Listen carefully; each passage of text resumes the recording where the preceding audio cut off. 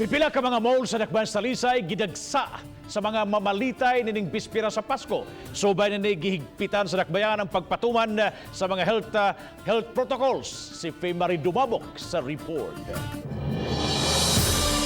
Holiday man apan kining task force sa Talisay City Government, kapulisan ug kabumbiruhan nagtinabangay aron pagiya sa mga tao ilabi na sa mga nangumpra sa mga mall. Gibuyag usab sa task force ang mga nagpark sa sidewalk.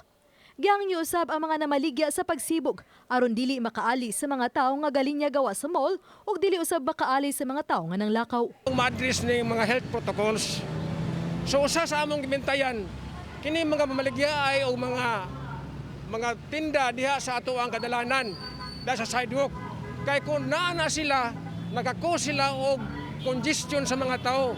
Gawas sa usa sa mga mall sa Dakbayan sa Talisay, kining taas nga linya sa mga tao ang uban nagkapundok nakadapit usab sa pagtaga sa task force.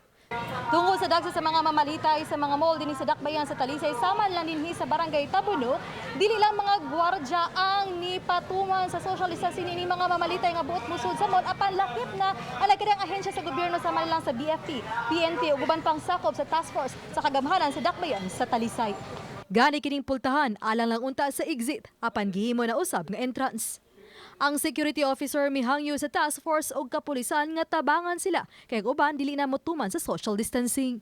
Kaghapon gyud mao gyud nakita og nasorbehan sa ato ang task force na sa kadaghan sa mga tao kay ang ilang feedback doon naman gyud matawag na to fake news nga manira ang merkado ug ang mga malls bisag holiday or Pasko. Naaga po na itong grupo, pagmintinar sa kalimpyo o sa pagdili sa mga manindahay sa sidewalk. I-full force na to ang atong mga personnel dinhi.